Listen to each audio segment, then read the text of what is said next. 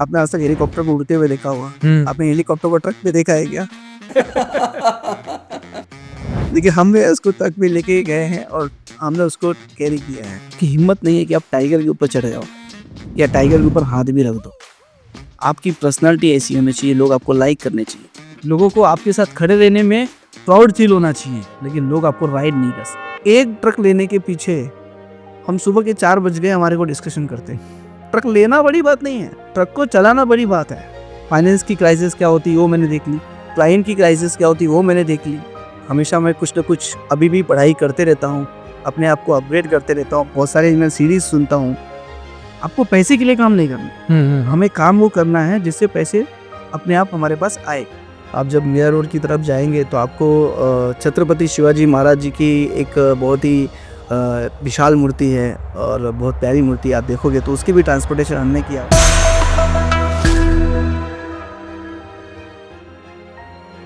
Hello everyone, this is Ali podcast zero saturation के podcast में आप सबका स्वागत है।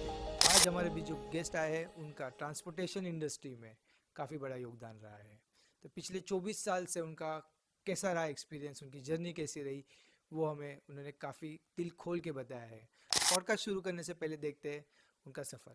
World of logistics, ATP Express is here to make a difference. We are dedicated to fostering growth.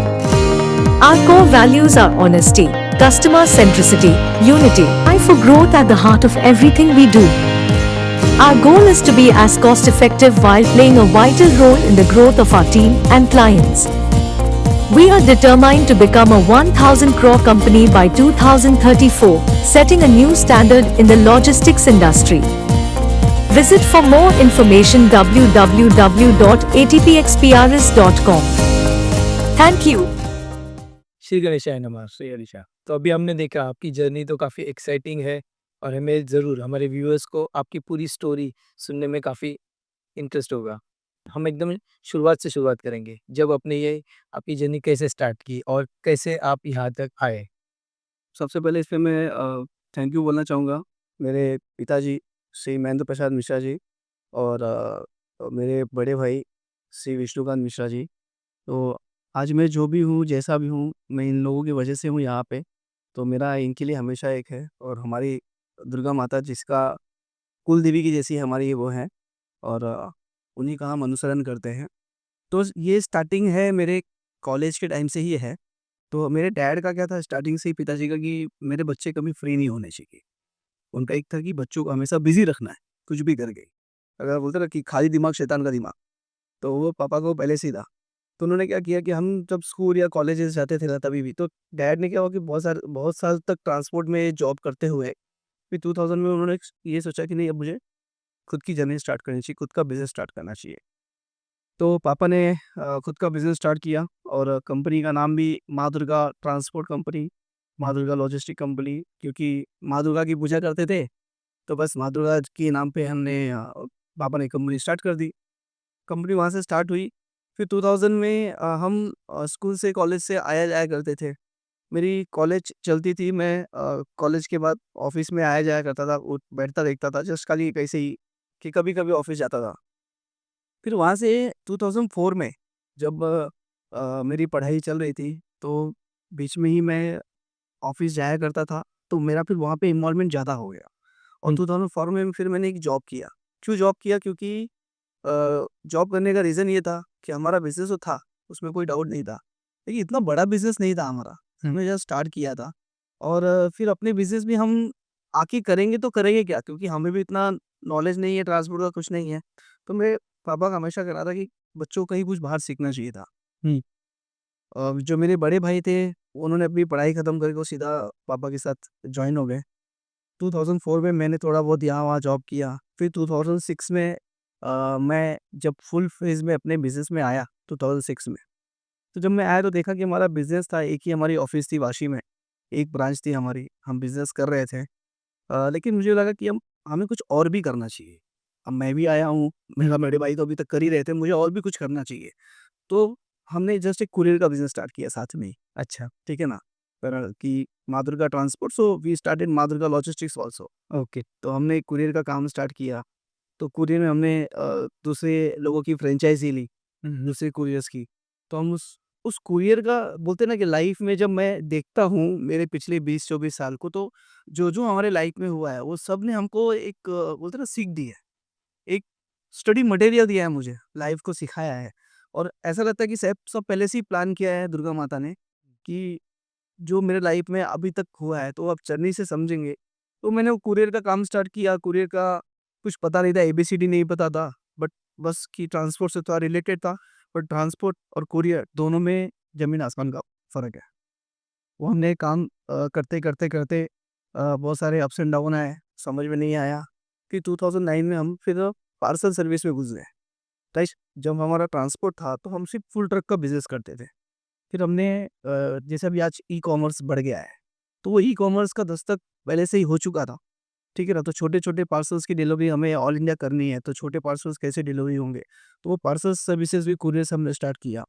फिर हमने document का बिज़नेस टोटली बंद करके पूरा पार्सल पे आ गए।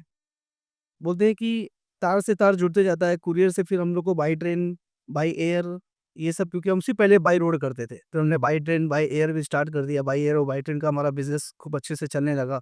हम पूरे इंडिया में हमारा ट्रेन का नेटवर्क वहाँ से हमारा फैल गया और हमने बहुत अच्छा बिज़नेस ट्रेन में किया।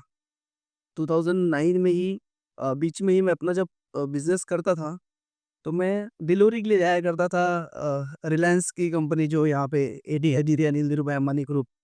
तो मैं जाया कोपरखन्ने में नवी मुंबई में है ये।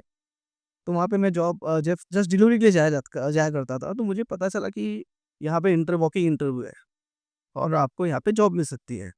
तो उस समय मैं 24-25 साल का छोकरा, तो मुझे तो वो काँच की बिल्डिंग देख के बड़ी अच्छी लगी यार, हमको भी यहाँ पे जॉब होना चाहिए, जॉब करना चाहिए। ये क्या मैं कुरियर की डिलीवरीज़ कर रहा हूँ मैं। तो मतलब थोड़ा एक रहता है ना हमारे अंदर फीलिंग्स होती है ना बचपन में कि यार हम लोग का भी एक अच्छा प्रोफाइल होना चाहिए, अच्छा जॉब होना चाहिए। तो मैंने सोचा चलो मैं ट्राई करता हूँ ना, जैसे इंटरव्यू देता हूँ। आपने वॉक इन बहुत सीरियसली ले लिया, आप डायरेक्ट ही चले गए कैसे? तो मैंने ग्रेजुएशन किया था, नेक्स्ट डे मैं गया अपने सर्टिफिकेट्स वगैरह लेके और फिर मैंने अपना इंटरव्यू दिया। सुबह से लेके शाम तक इंटरव्यू चली। पहली बार कॉर्पोरेट में, इतने बड़े कॉर्पोरेट में मैंने इंटरव्यू दिया। वो इंटरव्यू का जो प्रोसेस था, वो प्रोसेस इतना लेंथी था कि शाम तक में वो एप्टीट्यूड टेस्ट होता है, फिर उसके बाद पर्सनल डिस्कशन, ये सब जो इंटरव्यूज़ हुए और शाम को फिर मुझे उससे जॉब ऑफर लेटर तुरंत इमीडिएट दे दिया। हुँ, वो मैं बोलूँगा कि मेरी एक जर्नी 7 की 2007 7 की। तो तब तक मेरी शादी भी फिक्स हो गई थी 2007 में और यहाँ पे मतलब मेरी शादी फिक्स हुई थी फ़ेब-मार्च में और मेरा जॉब लग गया। तो मैं कैसा करता था कि ये मैं इवनिंग में मैंने जॉब को ज़्यादा करके प्रेफ़र किया वहाँ में। मैं मतलब वहाँ पे माँगता था कि मुझे इवनिंग की जॉब ज़्यादा दो। ओके। तो मैं 5 टू 1, 6 टू 2 8 घंटे की हमें ड्यूटी करनी होती थी। हुँ, तो हुँ। वो ड्यूटी मैं वहाँ करता था और सुबह के टाइम में मैं अपना कुरियर का बिज़नेस करता था। अच्छा, हाँ, तो कुरियर का बिज़नेस उसके साथ में ये अपना लॉजिस्टिक का बिज़नेस, ट्रांसपोर्ट का बिज़नेस, ये भी मैं साथ में करता था और प्लस अपना ये जॉब शाम को। तो इस तरह से अच्छा काम चल रहा था। मैं रिलायंस एनर्जी में था। वहाँ पे मैंने जो सीखा कि कॉर्पोरेट काम कैसे करता है, वो सारी चीज़ें मैंने वहाँ पे सीखी और वहाँ से फिर जर्नी स्टार्ट हुई। फिर हमारा एक बोलते हैं ना कि बिज़नेस था हमारा साथ में। हमारा जो एक मैनेजर था, तो वो छोड़ के चला गया। तो फिर हमको बीच में वहाँ से निकल के आना पड़ा और फिर अपने बिज़नेस में आ गए हम। अच्छा, वो जॉब हमने वहाँ से छोड़ दी 2008 में, ठीक है? और शादी भी हो चुकी थी। तो ये नाइट वाला जो बिज़नेस था, आना-जाता था वो जम नहीं रहा था। तो बोला नहीं यार अभी ये काम भी अच्छा नहीं लगेगा, क्योंकि जितना सीखना था वहाँ सीख लिया। और एक कोई तो बहुत ज़्यादा कुछ था। हाँ।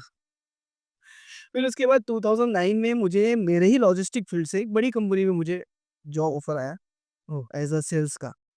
तो सेल्स का जॉब मुझे बहुत पसंद था स्टार्टिंग से ही। तो मैंने वहाँ पे भी वो सेल्स का जॉब किया और वहाँ पे करीब मैंने 1 डेढ़ साल काम किया अपना और वहाँ पे मैंने बहुत कुछ सीखा। 2010 में फाइनल मैंने ये डिसाइड किया क्योंकि मुझे एक बड़ी कंपनी से अच्छे ऑफर आए हैं। हुँ, तो फिर मैंने फाइनल डिसाइड किया कि दुर्गेश, अब आपको जॉब नहीं करना चाहिए। अब टाइम आ गया है, अब अपने बिज़नेस को ग्रो करो। अपने बिज़नेस को एक लेवल अप करो। अपने बिज़नेस को एक नई ऊँचाई पे लेके जाओ। क्योंकि अब आप सीख चुके हो, अब आप अपनी बिज़नेस के लिए मेहनत करो। हुँ, फिर मैंने अपनी वहाँ से मेहनत स्टार्ट की। फिर मैंने 2010 से 12 तक करते रहा, मैं देखा तब हम पहले क्या करते थे कि हम दूसरे के नेटवर्क्स यूज़ करते थे। ओके। जैसे कुरियर हो गया या ट्रांसपोर्ट हो गया, तो हम दूसरे के नेटवर्क्स यूज़ करते थे, दूसरे के ट्रक्स यूज़ करते थे। अच्छा, दू कुरियर में क्या होता था या लॉजिस्टिक्स में क्या होता था कि हम दूसरे के थ्रू मटेरियल भेजते थे, किसी भी एक्स वाई ज़ेड कंपनी से थे। तो वो अगर सर्विस नहीं देता है, तो कस्टमर तो हमारे फेस वैल्यू पे बिज़नेस देता है। कंट्रोलिंग थोड़ा कम था। कंट्रोलिंग हमारा नहीं होता था। तो मुझे ऐसा लगता था कि यार कल को इसने अगर अपना बोरिया बिस्तर समेटा, तो फिर मैं क्या करूँगा?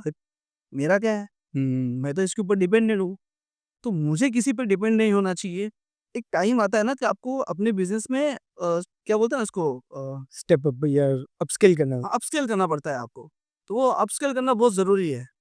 तो मैंने वहाँ से एक बोलते हैं ना लंबी छलांग लगाई और वहाँ से मैंने सोचा कि बस मुझे अब अपने बिज़नेस को अच्छे से ग्रो करना है, तो मुझे अपना खुद का नेटवर्क चाहिए।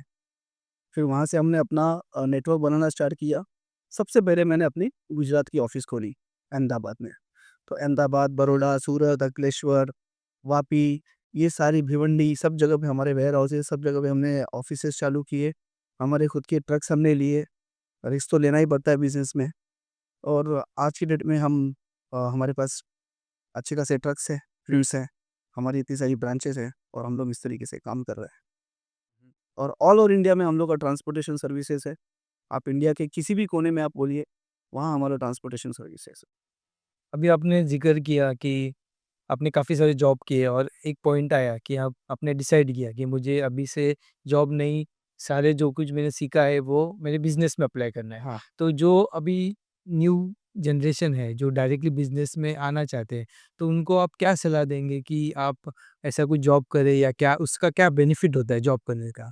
सी जॉब करने से क्या है ना, सबसे इम्पोर्टेंट है डिसिप्लिन। क्या होता है कि हम अगर अपने ही पापा के ऑफिस में आते हैं, देखिए ऐसा नहीं, ज़रूरी नहीं है कि आप बाहर ही डिसिप्लिन सीख सकते हैं। अगर आप अच्छा डिसिप्लिन मेंटेन कर सकते हो, बहुत अच्छा आपका कॉन्शियस माइंड है और आप अच्छे से डिसिप्लिन में रह के आ सकते हो, तो नो इशू, आप मत जाइए बाहर। बट मेरा ऐसा मानना है कि अगर आपको वैल्यू समझनी है, हुँ, जिस सीट पे आप बैठने वाले हो, आप एक डायरेक्टर की सीट पे बैठने वाले हो या एक प्रोप्राइटर की सीट पे बैठने वाले हो, तो आपको उसकी वैल्यू पता होनी चाहिए कि वहाँ तक पहुँचने के लिए बहुत कुछ करना पड़ता है। यूँ ही कोई आके नहीं बैठ सकता उस सीट पे। तो उस वैल्यू को पता करने के लिए आपको बाहर जाना चाहिए। मैं ये नहीं कहता हूँ कि आपको बाहर से कुछ सीख के इस तरह की वो वैल्यू तो पता होनी चाहिए ना, कि यहाँ तक पहुँचने के लिए आपको क्या-क्या करना होता है। हुँ, हुँ। आपके पिताजी ने क्या मेहनत की है, क्या नहीं की है, वो आपको कैसे समझ में आएगा? जब तक आपको बाहर की चीज़ें नहीं समझ में आएगा। क्या होती है बॉसगिरी? हुँ, हुँ। कैसे आपको अपने ऑफ़िस में अपना परफ़ॉर्मेंस दिखाना पड़ता है। मैं आपको एक वाक़या सुनाऊँगा, जैसे जब मैं रिलायंस में जॉब कर रहा था। तो जॉब करते-करते उसमें क्या है कि जब मैं गया, तो मुझे पता चला कि वहाँ पे कैसे एक-एक सेकंड को ना आपके कैलकुलेट करते हैं। फॉर एग्ज़ाम्पल हमको पूरे 1 आवर्स की हमको 8 घंटे की ड्यूटी में 1 घंटा हमको मिलता था, जिसमें हम ऑफ्स ले सकते थे। हुँ, जिसमें से आपका 30 मिनट्स लंच ब्रेक होता था, 20 मिनट्स आपको चाय वगैरह पीने के लिए था और 10 मिनट्स जो आपके थे, वो वॉशरूम वगैरह जाने-आने के लिए हुँ, था, हुँ। ठीक है ना? अभी 30 मिनट्स का अगर ब्रेक होता था ना, तो हमको हमारे डेस्क पे एग्ज़ैक्ट 29 मिनट्स में आके बैठना पड़ता था। अगर मैं 30 मिनट्स में भी आके बैठा ना, तो हमारा जो टीम लीडर होता था, वो हमको साइड में लेता था और फिर हमारी वो क्लास लेता था। और वहाँ हमारी परफ़ॉर्मेंस भी इवैल्यूएशन होती थी। जब पूरी मंथली हमारी परफ़ॉर्मेंस आती थी, कि आप कितना टाइम आपने मैनेज किया। अब आपको एक डिसिप्लिन की बात बताता हूँ। आपने कभी कॉल सेंटर में कॉल किया होगा? हुँ, हुँ। कॉल सेंटर में आप कॉल करते ही अगर कोई आपका उठा ले फ़ोन, तो उसको बोलते हैं एएसटी, अच्छा। कि कितना टाइम मैनेज करते हो आप? कि आपने 1 रिंग में उठाया। मैं आपको एक सलाह देता हूँ कि आप अगर अपने क्लाइंट का फ़ोन 1 रिंग या 2 रिंग में फ़ोन उठाते हो ना, वहाँ पे आपकी विज़िबिलिटी बढ़ जाती है और आपकी क्रेडिबिलिटी बढ़ जाती है। और अगर आप क्लाइंट का फ़ोन 2-3 बार में उठाते हो ना, वो क्लाइंट आपको फिर फ़ोन नहीं करेगा। और वही आदत मेरी आज भी है कि मैं 2 से 3 रिंग में फ़ोन उठा लेता हूँ। हमारा वो भी वहाँ पे कैलकुलेट होता था। फिर हमारी कॉल बार्जिंग होती थी। हम जो बोल रहे हैं, हम कैसे बोल रहे हैं, क्या बोल रहे हैं, तो ये सारी चीज़ें आपको अपने बिज़नेस में कैसे समझ में आएगा? कोई तो आपका होना चाहिए ना इवैल्यूएशन करने वाला, कि आप क्या कर रहे हो, क्या बोल रहे हो, क्या सुन रहे हो, कैसे बात कर रहे हो? वो इवैल्यूएशन कहाँ से होगा? वो डिसिप्लिन कहाँ से आएगा? तो इसलिए मेरा तो सलाह है कि अगर आपका कोई भी अ, मेरा ये बच्चों के लिए भी है कि आप अगर अपने पिताजी के बिज़नेस में जाना चाहते हो, तो पहले थोड़ा कहीं आप बाहर जॉब कर लीजिए। और मेरा यही उनके पिताजी से भी है कि अपने बेटे को आप कहीं पे जॉब पे करने दीजिए उसको। तो जब आपने डिसाइड किया कि मुझे बाहर जॉब करना है, तो आपके फैमिली से या आपके फादर से आपको मतलब क्या पहला रिएक्शन उनका क्या था? नहीं, वहाँ तो सीधा-सा मेरे पिताजी का तो सीधा था कि भई आपको जाना है, आपको करना है, कोई दिक्कत नहीं है। वो तो चाहते थे। हाँ, बहुत जगह ऐसा होता है कि लोग बोलते हैं, "अरे क्या अपना बिज़नेस है, क्यों जाएगा बाहर जॉब करने मेरा बेटा?" है ना? हुँ, ऐसी भी फैमिलीज़ हैं जो बोलती है कि क्यों क्या ज़रूरी है उसको बाहर जाने का? वो बाहर क्यों जाएगा किसी के यहाँ काम करने के लिए? वो उसी समय उसका ईगो आ जाता है वहाँ पे फिर। तो इसलिए मेरा तो ये सबसे सलाह है कि आपको वहाँ पे जाना ही चाहिए और फैमिली ने भी सपोर्ट करना चाहिए उसको कि he should go outside and do something. हुँ, हुँ। भी आपकी बातों से ऐसा लग रहा है कि आपका बिज़नेस पे और आपका डेली रूटीन पे भी फैमिली का काफ़ी अच्छा इम्प्रेशन है। वो काफ़ी अच्छा कह सकते हैं कि आप फैमिली ओरिएंटेड है। तो ये आपका जॉइंट फैमिली है? यस, जॉइंट फैमिली है। तो बी जॉइंट फैमिली का और बिज़नेस का ऐसा कोई बेनिफिट या कुछ रिलेशन होता है, क्या है? बहुत अच्छा क्वेश्चन आपने पूछा और थैंक यू आपने क्वेश्चन पूछा उसके लिए क्योंकि आपको मैं एक चीज़ बता दूँ, अगर मैं मेरे लाइफ में अगर आज सक्सेस हूँ, मुझे ऐसा लगता है, तो वो जॉइंट फैमिली होने की वजह से सक्सेस। आज हम नवी मुंबई में 10 लोग एक साथ रहते हैं। हुँ, हुँ। मैं, मेरा भाई, फैमिली दोनों की और मॉम-डैड। तो हम सब साथ 10 लोग हम साथ में रहते हैं और पूरी जॉइंट फैमिली में रहते हैं हम। आज आपको बताऊँ जब मैं 24-25 साल का था, जब मुझे पटना, कलकत्ता, दिल्ली, लखनऊ सब जाना पड़ता था, मेरे क्लाइंट्स के पास में जाता था। क्योंकि मैं बोलते हैं ना ग्राउंड पे काम करता था हमेशा। मैं मेरे क्लाइंट जो डिलीवरी पॉइंट मतलब यहाँ से जो सेंडर है, यहाँ पे एक कस्टमर थी मेडिसिन की, वो सेंडर था, हुँ, हुँ। रिसीवर कोई और था।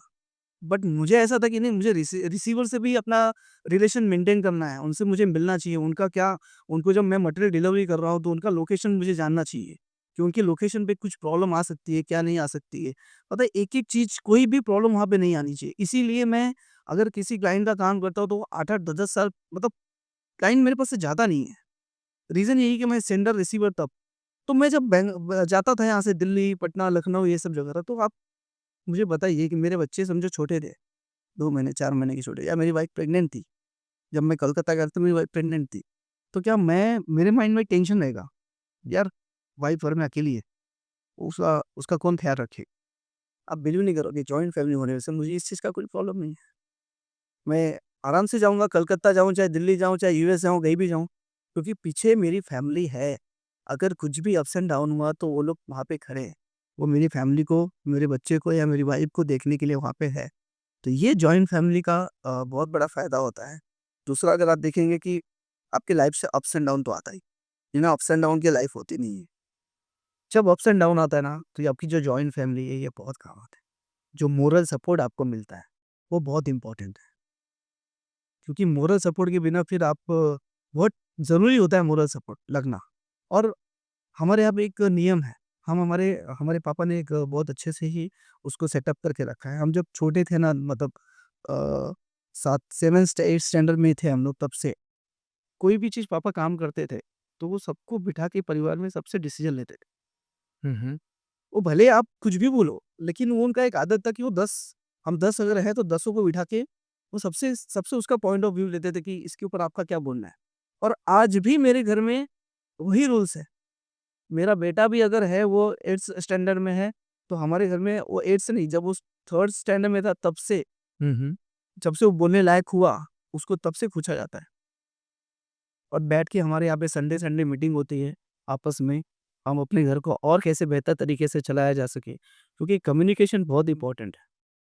फैमिली में अगर कम्युनिकेशन नहीं होगा, तो आपका समझो कि वो गैप चाहे फैमिली नहीं, everywhere communication is most important. हुँ, हुँ, हुँ। माँ दुर्गा लॉजिस्टिक्स और एटीपी एक्सप्रेस, ऐसे दोनों ब्रांड नेम से लोग आपको जानते हैं। ये दोनों में क्या डिफ़रेंस है? क्या एग्ज़ैक्टली आप थोड़ा खुल के बताइए? सो ऐसा है कि माँ दुर्गा लॉजिस्टिक्स कंपनी था, जैसे मैंने पहले ही बताया कि हमारे पिताजी माँ दुर्गा की पूजा ज़्यादा करते थे। उस समय हमें एक ना जस्ट बिज़नेस स्टार्ट करना था, तो पहले तो इतना कोई सोचता नहीं था। पहले ऐसे ही होते थे, जय बोले टेम्पो, जय माँ दुर्गा, माँ दुर्गा। तो पापा ने माँ दुर्गा लॉजिस्टिक के नाम पे या माँ दुर्गा ट्रांसपोर्ट से कंपनी चालू कर दी। लेकिन क्या है कि अब हम जब आगे बढ़ रहे हैं, जब हमारा विज़न लंबा हो चुका है कि हमें 2034 तक 1000 करोड़ की कंपनी बनानी है। तो आपको एक प्रॉपर वे में, प्रॉपर सिस्टम में चलना पड़ेगा, क्योंकि कल की आपकी जब कंपनी बड़ी हो जाएगी तो आपका ब्रांड काम करेगा। तो आपका ब्रांड रजिस्टर्ड होना चाहिए। तो मेरी पूरी कंपनी का नाम है आदिशक्ति ट्रांसलाइन प्राइवेट लिमिटेड। उसका हमने किया हुआ है एटीपी एक्सप्रेस। तो ये उसका मेन रीज़न है माँ दुर्गा लॉजिस्टिक्स से एटीपी एक्सप्रेस या आदिशक्ति में शिफ्ट होने का, कि हमें अपने बिज़नेस को एक नए लेवल पे लेके जाना है। तो हमें अपने लोगों को रजिस्टर करना पड़ेगा, अपने ब्रांड को रजिस्टर करना पड़ेगा। आज अगर आप गूगल पे माँ दुर्गा लॉजिस्टिक्स सर्च मारेंगे तो आपको बहुत सारे ट्रांसपोर्ट दिख जाएँगे, लेकिन एटीपी एक्सप्रेस एक ही ब्रांड है और वो हमारा है, जो हमने रजिस्टर करके अपने पास हमें वो रजिस्टर भी मिल चुका हुआ है।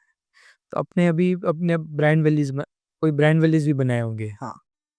तो उसके बारे में थोड़ा बताएँगे? सो ब्रांड वैल्यूज़ मतलब आपकी सर्विस से आपका ब्रांड बनता है। देखिए, नाम तो आपने कंपनी चालू कर दिया, आपने नाम भी रख लिया, बड़ा प्यारा-सा नाम रख लिया, लेकिन सिर्फ़ उससे तो नहीं होता है। कस्टमर के सामने जब आपका ब्रांड बनता है, तो ब्रांड आपके सर्विस से बनता है। अभी आपको एक सिंपल सी बात बताता हूँ, हमारे ट्रांसपोर्ट इंडस्ट्री में है ना सर कि कुछ टच करने के लिए नहीं है, फ़ील हुँ, करने के लिए नहीं है, मतलब उसको टच करने के लिए नहीं है, स्मेल करने के लिए नहीं है, टेस्ट करने के लिए नहीं है, कि अगर कोई ये प्रोडक्ट है, इसको ले लो, आप इसको टच करो, फ़ील करो या उसको टेस्ट करो। हमें तो क्या होता है ना कि हमें लोगों को फ़ील कराना पड़ता है। हमें हमारी सर्विसेज़ से फ़ील करना पड़ता है, क्योंकि ट्रांसपोर्ट में तो क्या है, हमने ट्रक भेज दिया, माल लोड हो गया, माल लोड होके कस्टमर के पॉइंट पे डिलीवरी हो गया। लेकिन हर एक चीज़ में जो प्रोसेस है, वो इम्पोर्टेंट है। अब आप एक ढाबे पे खाना खाने जा रहे हो और आप ताज में खाना खाने जा रहे हो, तो बट ऑब्वियस है कि कुछ तो डिफरेंसेस है ना? तो होता क्या है, डिफरेंसेस क्या है? खाली कि हम किस तरीके से लोगों से बिहेव कर रहे हैं। हमारा जो टाइमिंग है, हमारा टाइमिंग ब्रांड है, कि अगर हमारे क्लाइंट ने हमको बोला कि मुझे गाड़ी चाहिए, इतने टाइम में चाहिए, तो हम उस टाइम पे गाड़ी देते हैं। अगर नहीं है तो हम सीधा ना बोल देते हैं। हुँ, हुँ, हुँ, हुँ। हमारा एकदम सीधा-सा बात है, हमारे यहाँ पे हर एक को यही बोला गया है, अगर आपके पास नहीं है ट्रक्स, गाड़ी नहीं अवेलेबल है, आप ना बोल दो, कस्टमर के पास दूसरा ऑप्शन है, वो दूसरा ऑप्शन देख लेगा। तो हमारा जो कमिटमेंट है, वो हमारा ब्रांड है, हमारी जो सर्विस है, वो हमारा ब्रांड है, हमारा जो बिहेवियर है हमारे क्लाइंट से, वो हमारा ब्रांड है। आपने इतने सारे कस्टमर्स उनके साथ क रिलेशन कैसे बिल्ड किए हैं? गुड। तो कस्टमर्स के साथ में रिलेशन बिल्ड करना, मैं तो बोलता हूँ कि बहुत चैलेंजेबल जैसा नहीं बोला जा सकता, क्योंकि ये कोई करने की चीज़ नहीं है। ये ऐसा है ना कि ये आपके नेचर में होना चाहिए। ये आपके आप बोलोगे कि यार ये कस्टमर से मुझे फ़ायदा है, तो मैं इससे रिलेशन बनाता हूँ, और इस कस्टमर से मुझे फ़ायदा नहीं है, तो इससे मैं रिलेशन नहीं बनाता हूँ। रिलेशन बनाना फ़ायदा और नुकसान की बात नहीं होती है। रिलेशन बनाना तो आपका नेचर होना चाहिए। आपके नेचर में रिलेशन बनाने जैसा होना चाहिए, कि आप किसी से भी अगर आप एक बार मिले हो, तो आप उसका आपके साथ उसका रिलेशन हमेशा लॉन्ग टाइम होना चाहिए। हुँ। ठीक है? आप जिसके साथ काम करते हैं, उसके साथ में आप ज़्यादा टच में रहते हैं।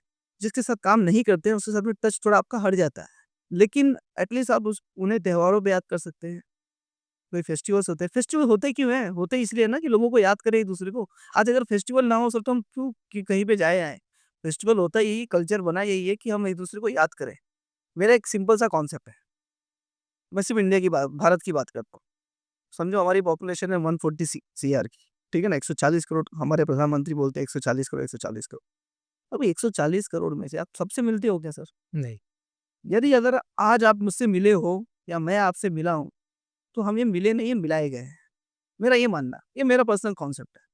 तो मैं किसी भी पर्सन को अगर मिलता हूँ, तो मैं उसको बहुत ही बोलते हैं ना, हम्बल मिलता हूँ। मैं उसे बहुत रिस्पेक्टफुली मिलता हूँ और उसके नंबर को सेव करता हूँ। मैं आपको एक-एक से ऐसे एग्ज़ाम्पल दे सकता हूँ कि किसी ब पर्सन से मैं 10 साल पहले मिला था और उसका मतलब है ना 10 साल बाद निकला है। मुझे भी नहीं पता कि वो मेरे काम का है कि नहीं है, क्या नहीं है। मुझे इतना पता है कि ये एक इंसान है। आज इन्हीं ये अभी ये इस मेरे टाइम में मुझे यहाँ मिले हैं, तो मुझे इनसे दिल खोल के मिलना चाहिए। ये मेरी आदत है, ये मेरा नेचर होना चाहिए, हुँ, हुँ। ये मेरे नेचर में आना चाहिए। आप किसी को ऐसे इग्नोर नहीं कर सकते हो, क्योंकि वो पर्सन आपके सामने आया है, तो उसका मतलब है कि वो भेजा गया है। ये मेरा कॉन्सेप्ट है। अब इसके पीछे एक एग्ज़ाम्पल देता हूँ आपको मैं। अ, मैं बैंगलोर गया हुआ था, हुँ, हुँ। ठीक है ना? तो एक पर्सन मुझे वहाँ पे मिले बैंगलोर से, तो ही इज़ अ वेरी मतलब बहुत अच्छा-खासा नहीं था, लेकिन उनका पर्सनैलिटी वगैरह थोड़ा अलग टाइप का था। फिर भी मैंने उनसे अच्छे से बात किया कि भाई ये बैंगलोर गए हैं ना, हुँ, हुँ। कोई बात नहीं है। अगर सामने आ गए हैं, तो वो मेरे से मिलना चाहते थे, मैं उनसे बात करना चाहते थे, मैं उनसे बात किया, सब कुछ किया, हमारी इंटरेक्शन हुई। फिर मैं मुंबई वापस आ गया। ठीक है। 8 साल 10 साल बाद मुझे बैंगलोर में कुछ काम पड़ा, तो मैंने मेरे मोबाइल में टाइप किया बैंगलोर, क्योंकि हम मोस्टली अगर कहीं किसी का नाम सेव करते हैं तो उसके सिटी से नाम सेव करते हैं ना, बैंगलोर, चेन्नई, दिल्ली, क्या बोलते हैं, राकेश भाई दिल्ली, राकेश भाई बैंगलोर। तो मैंने बैंगलोर सर्च किया कि बैंगलोर में कोई है क्या, और लिटरली वो नाम वहाँ पे था। मैंने उन्हें कॉल किया और मैंने उनसे वो मदद मांगी, और अब बिलीव नहीं करोगे, मेरा वहाँ पे वो उन्होंने काम करके दिया 10 साल के बाद। 10 साल के बाद। तो इसलिए मेरा बिलीफ सिस्टम इस तरह से ऐसे एग्जाम्पलों से भरा पड़ा हुआ है, एग्जाम्पल से भरा पड़ा हुआ है। एक क्लाइंट, एक कस्टमर थे मेरे, वो किसी कंपनी में वहाँ पे एक स्टाफ थे जो लोडिंग अनलोडिंग के टाइम पे बॉक्सेस को गिनने का काम या बॉक्सेस को डिस्पैच करने का काम किया करते थे। लेकिन उनसे मैं बहुत हम्बली मैं मिलता था। कि ये मेरा नेचर होना चाहिए, मैं आपको फिर से बोल रहा हूँ कि हमारा प्लान नहीं होना चाहिए रिलेशन, ये हमारा नेचर होना चाहिए। तो मैं उनसे बहुत हम्बली मिलता था, उनसे अच्छे से दोस्ती रखता था, बात करता था, सब कुछ था। फिर उस कंपनी से मेरा काम उतना ज़्यादा नहीं हुआ, तो हमारे उससे टच खत्म हुई, लेकिन एक-दूसरे का फ़ोन था। मेरे पास 7 साल, 8 साल बाद उनका, मैं उनको खाली क्या होता था कि कभी दिवाली है, होली है, तो उसमें मैं विश करता था, वो मुझे विश करते थे। तो और वो मेरा स्टेटस देखते थे, मैं उनका स्टेटस देखता था। फ़ेसबुक में, सोशल मीडिया तो आज की डेट में सबसे बेस्ट है, हम देखा करते थे। तो हुआ क्या, 7 साल के बाद, क्योंकि हर आदमी का टाइम आता है बॉस, वो एक कंपनी में लॉजिस्टिक मैनेजर बन गए। और इतनी बड़ी कंपनी के लॉजिस्टिक मैनेजर की मैं नाम नहीं डिस्क्लोज़ कर सकता हूँ फिर, वहाँ पे लॉजिस्टिक मैनेजर बन गए। और फिर उन्होंने मुझे याद किया, "दुर्गेश जी, आपके लिए काम है।" और मैं आज उस कंपनी से महीने का 5 लाख 6 लाख रुपए का बिज़नेस कर, क्या बात! तो साल का मैं 60 लाख रुपए का बिज़नेस करता हूँ। आप आप नहीं बोल सकते कौन-सा रिलेशन आपको किधर काम आएगा। आपका ये बाय डिफ़ॉल्ट नेचर होना चाहिए कि हर एक से अपने को मिलना है ना, अपना काम होना चाहिए कि सबसे हम्बल मिलो, दिल खोल के मिलो। 140 करोड़ में ये बंदा मिला है, तो इससे अपने को अच्छे से मिलना है। आप आपको यूँ ही नहीं कहा जाता हुँ। आपको यूँ ही नहीं कहा जाता master of psychology of personal relation. तो इसके बारे में भी हम सुनना चाहेंगे। आपकी एक काफ़ी फ़ेमस स्टोरी है कार के रिलेटेड, जहाँ पे आप बताते हैं कि कैसे इतने सारे लोगों से मिलते हैं हम, तब कोई, जैसे आपने कहा, कोई बड़े ओहदे पे होगा, कोई छोटे ओहदे पे होगा, कोई उम्र में छोटा होगा, कोई एक्सपीरियंस में छोटा होगा, बड़ा होगा। तो ये सब इन सारे लोगों से मिलने के बाद वो बैलेंस कैसे मेंटेन करना है, इसके बारे में आपकी एक बहुत अच्छी स्टोरी मैंने सुनी थी, वो हम सुनना चाहेंगे। तो वो स्टोरी ऐसी है सर कि अ, जस्ट मैं हम लोग ट्रैवल बहुत करते हैं। मैंने आज तक अभी तक मैं आधा भारत बाय रोड घूम चुका हूँ। By road. और मैं मेरे पिताजी, माताजी के साथ में, मैं यूपी का रहने वाला हूँ, तो प्रयागराज, मैं मुंबई से प्रयागराज भी बाई कार ही जाता था। तो पहले तो, अब तो हाईवे बन गया है, तो आप 22 घंटे, 24 घंटे पहुँच सकते थे। पहले आपको 36 घंटे लगते थे, 40 घंटे लगते थे। तो होता क्या था कि हम कार में जा रहे हैं। अब उस कार में कौन-कौन बैठा हुआ है? मैं हूँ, मेरे पापा हैं, मेरी माताजी हैं, मेरी वाइफ़ है और मेरे बच्चे हैं, ठीक है ना? अब हमको 40 घंटे की जर्नी तय करनी है, यहाँ से यूपी जाना है। हुँ। अब वो 40 घंटे में हम क्या करेंगे? पिताजी हैं, तो उनका टेस्ट अलग है, ठीक है ना? वाइफ़ है, तो उनका टेस्ट अलग है, बच्चे हैं, तो उनका टेस्ट अलग है। अब टेस्ट मतलब खाने का टेस्ट नहीं, हुँ, हुँ। बात करने का टेस्ट, सुनने का टेस्ट, सबका टेस्ट डिफरेंट है। मेरा टेस्ट है, तो मेरा डिफरेंस है। अब मैं टाइगर हूँ, ठीक है ना? तो टाइगर होने का मेरा काम बनता है, हम लोग जॉइंट फैमिली में हैं, हम बिज़नेस कराते हैं, तो हम एक लीडर है। मैं कार चला रहा हूँ, तो मैं लीडर हूँ, ठीक है ना? तो मेरा काम है कि मेरे लोग पूरे रास्ते में, 40 घंटा जो रास्ता है ये रास्ता एकदम खुशनुमा बना रहे, कोई इस पे तकलीफ ना हो। तो जैसे हम लोग गाना प्ले करते हैं कार में, मोस्टली हम लोग जाते हैं, जैसे ही कार में बैठते हैं, तो बच्चे बोलते हैं, "पापा गाना स्टार्ट करो, ये वो।" अब सुबह-सुबह का टाइम है, 6 बजे हम निकल रहे हैं, कार स्टार्ट कर रहे हैं, तो पिताजी बोलते हैं, "नहीं, अरे कुछ भगवान के गीत लगाओ, भजन से स्टार्ट करो।" तो बच्चे पीछे फिर थोड़ा वो हो रहे हैं, सुन रहे हैं, थोड़ा फिर सुने, 5 मिनट 10 मिनट सुने। मैं भी देख रहा हूँ, पिताजी को भी खूब मज़ा आ रहा है भजन सुनने में। भजन हो गया, भजन हो गया। अब मुझे ये समझ में आ रहा है कि इस गाड़ी में बैठे हुए बाकी पीछे के जो मेरे बच्चे हैं, वो एक लेवल तक सुनेंगे। तो मुझे ये पता होना चाहिए कि अब भजन चालू हुआ, तो इसके बाद मुझे क्या करना है, कुछ बच्चों के लिए बजाना है। ठीक है ना? अच्छा, भजन सुन लिया, बच्चे को सुन लिया, वाइफ़ भी तो पीछे बैठी है। हाँ, तो हम लोग को रास्ते में कुछ आँखों से आँखें मिलती रही है ना, वो मिरर 20 बजे, तो भाई वाइफ़ भी है, तो कुछ हमने रोमांटिक गाने लगा दिए, ठीक है ना? रोमांटिक गाने लगा दिए, फिर उसके बाद थोड़ा ये रोमांटिक बजा, फिर थोड़ी दूर गए, तो यार अब तो बोर हो रहा है यार, एक काम करो, कुछ मोटिवेशन की चीज़ें लगा दी हमने। कुछ मोटिवेशनल हमने कुछ सीख लिया जिससे मेरे बच्चों की भी माइंड में जाए। कई बार क्या होता है कि अगर कुछ मोटिवेशन चीज़ें बजती है तो भले बेटा आपका कुछ सुने ना सुने या कुछ करे ना करे उसको, लेकिन उसके अनकॉन्शियस माइंड में जाते रहता है वो, बाय डिफ़ॉल्ट। हमें पता भी नहीं चलता है। तो इस तरीके से हमारा रास्ता गुज़रते रहता है। फिर हम अगर म्यूज़िक से बोर हो गए तो म्यूज़िक को बंद किया, फिर हम अपना बातें चालू कर देते थे। तो बातें भी ऐसी अपने को करनी है जिसमें हमारे पूरा फैमिली इन्वॉल्वमेंट है। कुछ फन वाली बातें करनी है। तो कहने का मतलब एक ही चीज़ है कि आप अगर परिवार में हो, आप अगर एक ऑर्गेनाइज़ेशन ड्राइव कर रहे हो, आप एक फैमिली ड्राइव कर रहे हो, तो आपको सिर्फ़ आप अपने हिसाब से नहीं चल सकते। आपके हर एक के माइंडसेट को पकड़ना पड़ेगा। जब तक आप पूरी फैमिली के माइंडसेट को नहीं पकड़ेंगे, पूरी फैमिली के टेस्ट को नहीं जानेंगे, तब तक आप उनको रन नहीं कर सकते। आप उनके बीच में कैसे आपको पसंद करेगा? फिर तो बोलेगा बोरिंग पप्पा है यार, इसको खाली 90s के गाने आते हैं क्या? ठीक है ना? चलो 90s के गाने मुझे पसंद है। मेरे पापा के 70s के टाइम पे भी गाने आने चाहिए मुझे थोड़े बहुत। मुझे पता होना चाहिए कि पापा को कौन-सा गाना पसंद आएगा, मेरी वाइफ़ को कौन-सा गाना पसंद आएगा। मेरे बच्चों का भी गाना मुझे पता होना चाहिए। आज 2024 में बैठा हूँ तो मुझे पता चलना होना चाहिए कि ट्रेंडिंग में कौन-सा गाना चल रहा है। मेरे बेटे को कौन-सा गाना पसंद आएगा। उसके बिना बोले अगर आप उसके गाने लगाते हो ना, तो you are a super father for him और हर। सो ये एक कार की जर्नी वहाँ से मैंने सीखी, इतना ड्राइव करते-करते कि मैं हमेशा सबका टेस्ट पता करने की कोशिश करता हूँ।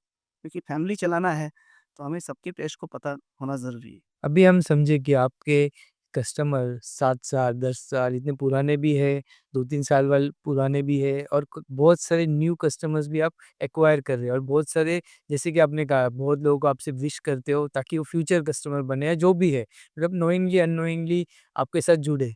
तो ये राज़ आपका ये स्टोरी से काफ़ी रिलेट होता है। और सर मैं इसमें और एक चीज़ ऐड करना चाहूँगा कि आपने जैसे बोला मेरा क्लाइंट, मेरे पास मेरे 24 साल पुराने भी क्लाइंट हैं और उसका रीज़न और कुछ नहीं है। सिर्फ़ एक ही है कि हम बोले ना फिर से मैंने कि आपका कंपनी का नाम क्या है, क्या नहीं है ना, वो इम्पोर्टेंट इतना नहीं है। आप जो बेचते हो ना सर, आप सर्विस बेचते हो, आप अपने कमिटमेंट बेचते हो, वो इम्पोर्टेंट है। आपके साथ लोग क्यों जुड़े रहना चाहिए? आज 24 साल से हमारा कस्टमर हमारे साथ है। अच्छा हम सिर्फ़ कस्टमर की बात नहीं करता हूँ, क्योंकि कस्टमर जितना इम्पोर्टेंट है, उतना ही इम्पोर्टेंट है आपका वेंडर। उतना ही इम्पोर्टेंट आपका वेंडर है। वेंडर से भी हमारा सेम है कि हम अपना कम्युनिकेशन बहुत क्लियर रखते हैं लोगों के साथ में। और उसके वजह से रीज़न है कि आज इतने सालों से हमारे सारे कस्टमर्स उनसे मिलना, बातें करना, हर एक चीज़ करना, ऐसा नहीं कि आज उनसे बिज़नेस हो रहा है। क्योंकि क्लाइंट्स के साथ कैसा है कि हम बिज़नेस हमारा बीच में आते-जाते रहता है। हम आज कर रहे हैं बिज़नेस, कल उनका बिज़नेस नहीं चल रहा है, तो हम उनके साथ नहीं बिज़नेस कर रहे हैं। लेकिन हम लोगों से डिस्कनेक्ट नहीं होना चाहिए। मेरे जितने भी जानने वाले लोग हैं, आज मैं उन सबसे मैं कनेक्ट हूँ। मैं ये दावे से बोल सकता हूँ। मेरे कस्टमर्स भी अगर मुझे सुनेंगे, तो वो भी जानते हैं कि मैं सबसे कनेक्ट हूँ। भले मैं उन्हें दिवाली में ही विश करूँ या होली में ही विश करूँ या उनके बर्थडे को विश करूँ, लेकिन मैं उनके टच में हूँ और टच में रहना ये मेरी बोलते हैं ना कि ये बाय डिफ़ॉल्ट मेरा नेचर है। हुँ। बाय चांस किसी को आपने अगर विश नहीं किया, तो वो आपको कॉल बैक करेंगे, "दुर्गेश सर, आप आपके हमसे नाराज़ क्यों?" करते हैं सर। ये भी मैंने कमाया है। ये भी मैं मानूँगा इस चीज़ को कि हमारे कस्टमर को हमने सिर्फ़ कस्टमर जैसा सिर्फ़ एक ट्रीट नहीं होता। हमारे वो एक फैमिली फैमिली जैसे बन जाते हैं हम लोग, क्योंकि भारत में हम रहते हैं। हमारी भारत की संस्कृति है पारिवारिक संस्कृति। हम हमेशा परिवार को लेके चलने वाले, तो आज हमारा चाहे वो कस्टमर हो, चाहे वो हमारा वेंडर हो, चाहे वो हमारा स्टाफ हो, कोई भी हो, ड्राइवर हो, ये सब हमारा पूरा परिवार है। और हम परिवार को अगर परिवार के जैसा चलेंगे ना, तो सर आपको कोई तकलीफ़ कभी ज़िंदगी में आ ही नहीं सकती है। तो दुर्गेश जी अभी आपने मेंशन किया टाइगर, तो ये एग्ज़ैक्टली है क्या? टाइगर दुर्गेश मिश्रा? हाँ, सो सर ये टाइगर तो मतलब मेरे एकदम दिल के पास है। टाइगर एक ऐसा है कि टाइगर एक कोर्स है, अच्छा। ठीक है ना? एजुकेशन। क्योंकि जब मैं 2014 में था, मैंने आपको जैसे पहले बताया कि मैंने 2012-13 के बाद मैं ट्रक पे ट्रक लेते गया, ब्रांचेज़ खोलते गया। तो ये ऐसे ही नहीं होता, ये करेज आएगा कहाँ से? ये आपके अंदर का करेज आएगा कहाँ से? आपको इतनी डेयरिंग कहाँ से आएगी? बोलते हैं ना जो डेयरिंग करता है वो आगे बढ़ता है, तो ये डेयरिंग आया कहाँ से? तो ये डेयरिंग मुझे टाइगर से बहुत बड़ा मिला डेयरिंग। सो टाइगर क्या है? सो टाइगर का फुल फॉर्म एक्चुअली वो जंगल वाला टाइगर आप समझ रहे हैं कि इसका फुल फॉर्म है T for tough, I for ingenious, G for go getter, E for enterprising and R for resourceful, ठीक है? तो इस तरीके से ये टाइगर बना हुआ है। तो हम जब टाइगर 2014 में हमने स्टार्ट किया, मैंने ये कोर्स जॉइन किया, क्योंकि मुझे ऐसा लगता है कि आज भी मैं अपनी पढ़ाई करता हूँ, चाहे वो बुक्स पढ़ना हो या कोई नए कोर्सेज़ जॉइन करना हो, तो ये सब मैं करते रहता हूँ, ठीक है ना? तो उस टाइप पे ये टाइगर का कोर्स मुझे कहीं से पता चला। हमारे गुरु हैं संतोष नायर जी, जो smart training and consultancy company चलाते हैं, तो वहाँ पे ये टाइगर का कोर्स उन्होंने डिसाइड किया हुआ था। सो टाइगर क्या है, मैं आपको एक सिंपल भाषा में समझाऊँ कि आपकी टाइगर एक पर्सनैलिटी है। टाइगर एक पर्सनैलिटी है। आधा आप इंसान हो, आधा आप टाइगर हो। तो टाइगर में जैसे मैंने बताया कि टफ, इंजीनियर्स, को-गेटर, एंटरप्राइजिंग, अर्थ और रिसोर्सफुल, ठीक है ना? तो ये चीज़ें आपके अंदर आती हैं। जब वो कोर्स आप कंप्लीट करते हो तो आपके अंदर ये सारी चीज़ें आती हैं। आप टाइगर के जैसा जीना स्टार्ट करते हो। अब बोलोगे कि अब टाइगर ही क्यों नाम दिया जाता है? जंगल में समझो 3 प्राणी हैं। एक है साँप, हुँ, एक है घोड़ा और एक है टाइगर। बराबर है सर? अब मुझे बताइए कि अ, टाइगर को लाइक करते हैं लोग? हुँ, करते हैं। हॉर्स को लाइक करते हैं लोग? हुँ, करते हैं। लेकिन स्नैक को सब लोग लाइक करते हैं क्या? नहीं करते। नहीं, सब नहीं करते। सांप को मतलब आपको अगर बोलूँ मैं कि 140 करोड़ की जनता है, तो उसमें शायद 1 आध करोड़ लोग ही लाइक करते होंगे। हुँ, बाकी उसको लोग तो लाइक नहीं करते। 139 करोड़ की जनता लाइक नहीं करती है उसको। ठीक है ना? हुँ, फिर दूसरी बात आती है कि आप क्या बोलते हैं, टाइगर से डरते हो? हुँ, डरते हैं। हॉर्स से डरते हो? नहीं डरते होंगे। सांप से डरते हो? डरते हो। ठीक है ना? तो यहाँ पे दोनों पर्सनैलिटी में सांप भाई साइड में हो गए, क्योंकि लोग उसको डरते भी हैं और प्लस उसको क्या बोलते हैं पसंद भी नहीं करते। अब आप आते हो घोड़े पे और टाइगर पे, ठीक है ना? आप टाइगर से डरते हो, घोड़े से डरते नहीं हो, ठीक है ना? देखिए आप टाइगर के साथ भी खड़े रहने में आपको प्राउड फील होता है, राइट है? और टाइगर के साथ अपना घोड़े के साथ में भी, हॉर्स के साथ में भी आपको खड़े रहने में एक अच्छा, अच्छा लगता है कि आप एक फ़ोटो उसके साथ लेने में अच्छा होता है। लेकिन आप उसी घोड़े के ऊपर चढ़ के फिर घुड़सवारी भी कर लेते हो। लेकिन आपकी हिम्मत नहीं है कि आप टाइगर के ऊपर चढ़ जाओ या टाइगर के ऊपर हाथ भी रख दो। आपकी पर्सनैलिटी ऐसी होनी चाहिए, लोग आपको लाइक करने चाहिए। लोग आपको लाइक लाइक करने चाहिए। लोगों को आपके साथ खड़े रहने में प्राउड फ़ील होना चाहिए, लेकिन लोग आपको राइड नहीं कर सकते। तो ये है टाइगर की पर्सनैलिटी। आपकी पर्सनैलिटी ऐसी होनी चाहिए कि आप जब कहीं सामान में बैठे हो या आप किसी से मिल रहे हो, जुल रहे हो, आपकी पर्सनैलिटी आप ऐसा रखिए कि लोग आपको पसंद करने चाहिए। आपकी भाषा ऐसी होनी चाहिए। हमारे टाइगर में हमारा सबसे ज़्यादा काम किया गया था हमारे कम्युनिकेशन पे, और मैं कम्युनिकेशन को सबसे इम्पोर्टेंट मानता हूँ। पूरे मेरे लाइफ़ का सबसे अगर बोलोगे ना इम्पोर्टेंट पार्ट है वो कम्युनिकेशन, और मैं इस पे हमेशा काम करते रहता हूँ अपने कम्युनिकेशन पे। हुँ, हुँ, हर बार अपने आप को मैं नए-नए तरीके से अपने आप को सुधारते रहता हूँ, कम्युनिकेट करते रहता हूँ। हमारे टाइगर में एक सेशन था जिसमें हमारे ग्रुप्स को डिवाइड किया था। तो हर एक को 6-6 घंटा बोलना था। 6-6 घंटा 6-6 घंटा बोलना था और बाकी लोगों को सुनना है। अब क्या बोलोगे आप 6 घंटा? और 6 घंटा सामने वाले को सुनना भी है। तो मतलब 6 घंटा जब हम बात करते थे और बाकी जो लोग सुनते थे, तो हमारा बोलने का स्किल बढ़ता था, सामने वाले का सुनने का स्किल बढ़ता था। आज इसी रीज़न से आपने जो बोला कि रिलेशन का है या जो भी है, देखो हम जब मार्केट में जाते हैं तो बहुत टाइप के कस्टमर्स होते हैं। एग्री करते हो आप? एक कस्टमर होता है जो बहुत बात करना उसको पसंद है।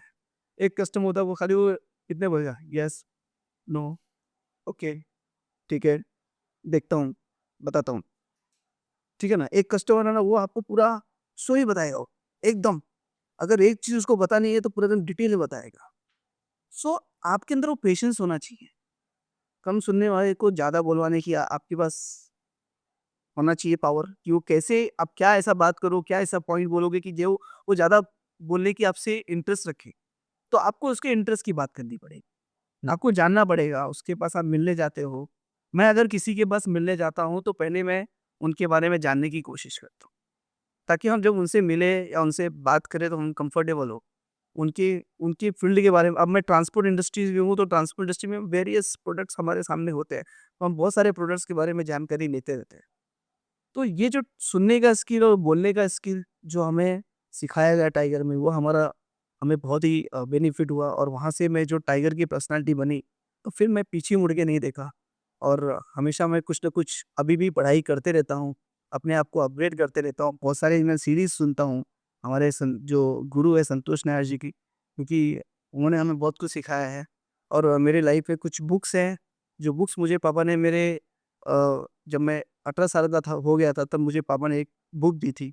और मैं सारे व्यूअर्स को बोलूँगा कि आप लोग ने भी वो बुक पढ़नी चाहिए, और वो बुक का नाम है जीत आपकी। जीत आपकी। हाँ, शिव खेड़ा जी का लिखा हुआ बुक है, जो बहुत ही पुराने मोटिवेशनल स्पीकर हैं, शिव खेड़ा जी। और उनकी वो जो किताब है, जब पापा ने 18 साल में मैं उम्र हुआ तो मुझे किताब दी है पापा ने। मैं बोला यार, ये क्या करूँ मैं इसका? किताब नहीं दे रहे हो, मैं क्या करूँ इसका? मन में आया, बोल तो नहीं सकता था, बहुत डरता था पापा से। लेकिन ठीक है, 1-2 पेज पढ़ा, कुछ कहानियाँ थी उसकी अच्छी लगी, फिर उसके बाद उसको रख दिया। फिर जब मैं किताब थी वहाँ पे रखी हुई थी, जब मैं 20 साल का हुआ तो मुझे कहीं से ज्ञान हुआ कि नहीं, मुझे किताबें पढ़नी चाहिए, मुझे अपनी हॉबीज़ बढ़ानी चाहिए, मुझे कुछ न कुछ पढ़ते रहना चाहिए। तो बोला चलो यार किताब पढ़ लेते हैं। फिर उस किताब को मैंने पढ़ना स्टार्ट किया। जब मैं 20 साल का तब भी उस किताब को पढ़ा, जब मैं 24 साल का था तब भी उस किताब को पढ़ा, जब मैं 26 साल का था तब भी उस किताब पढ़ा। उस किताब को मैं आज तक कम से कम 15 से 16 बार पढ़ चुका हूँ, और जब भी पढ़ता हूँ मुझे कुछ उसमें नया मिलता है। और वो किताब मेरे ज़िंदगी का, वहाँ से जो मैंने एथिक्स सीखा है उस किताब से, उस किताब को हर एंटरप्रेन्योर को, हर बच्चों को उसको पढ़ना ही चाहिए। ये मेरा हाइली रिकमेंडेड है हुँ, हुँ, हुँ, हुँ। कि आपने उस किताब को ज़रूर पढ़ना चाहिए। तो इस तरीके से सर ये टाइगर की हमारी पूरी जर्नी है, और इसीलिए हम हमारे नाम के पहले टाइगर दुर्गेश मिश्रा बोला जाता है। I am a certified tiger. हुँ, हुँ। बहुत अच्छा लगा। हम भी आप पे राइड तो नहीं करेंगे, साथ में बैठे। अच्छा लग रहा है, प्राउड भी फ़ील हो रहा है, हमें लाइकिंग भी हो रही है। तो जैसे आपने डिस्क्राइब किया वैसे ही आपकी पर्सनैलिटी। पर मुझे एक सवाल आ रहा है मन में कि आप अ, लगभग 24 साल से काम कर रहे, आपकी जर्नी हमने सुनी। तो इतनी जर्नी तो काफ़ी मतलब एक्साइटिंग भी थी, तो इस इन सब में आपको टाइम कब मिल गया है ये सब लर्निंग करने का?